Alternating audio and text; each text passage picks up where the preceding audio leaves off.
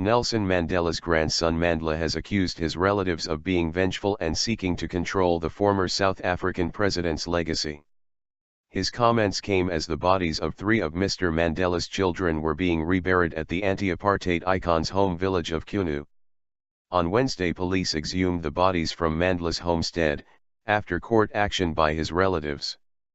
Mr. Mandela, 94, remains critical but stable in hospital, a new update says. President Jacob Zuma issued a statement after visiting the hero of the fight against white minority rule in a Pretoria hospital. Madiba, Mr. Mandela's clan name, is receiving the best medical care from a multidisciplinary team of health professionals who are at his bedside around the clock, he said, again urging South Africans to celebrate his birthday later this month. Correspondents say there has been a long-running battle over Mr. Mandela's legacy, but it has intensified as his health has deteriorated. Court papers filed last week revealed that he has been on life support. He was admitted on June 8 with a recurring lung infection. His wife Graca Machel on Thursday said Mr. Mandela was sometimes uncomfortable, but he has never been in pain. The dispute between Mandla and his relatives is linked to where Mr. Mandela will be buried. Mandela's assets. A group of the Mandela family, including his daughter Makhichiwe and Mrs. Machel, last week went to court, accusing Mandla of unlawfully relocating the graves of the 3 children to his village of Mzo.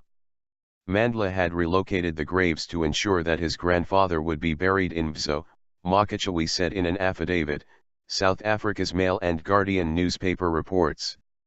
This was in defiance of the wishes of Mr. Mandela, who wants to be buried in the nearby village of Qunu, where he grew up, she is quoted as saying.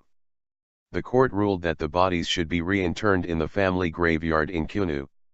A hearse and a large contingent of police arrived with the bodies for the reburial after forensic tests confirmed that they were Mr. Mandela's children.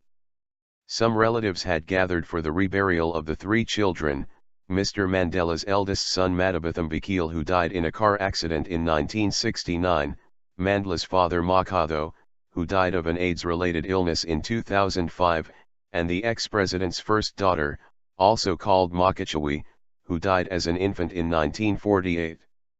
The bodies were taken from Qunu to Mzo in 2011 by Mandla, who became chief of the village with Mr. Mandela's backing in 2007. In his first comments since losing the case, Mandla said he had brought the remains to Mzo temporarily, until Mr. Mandela's wishes were known. In the past few days I have been the target of attacks from all sorts of individuals wanting a few minutes of fame and media attention at my expense, he said, AFP news agency reports.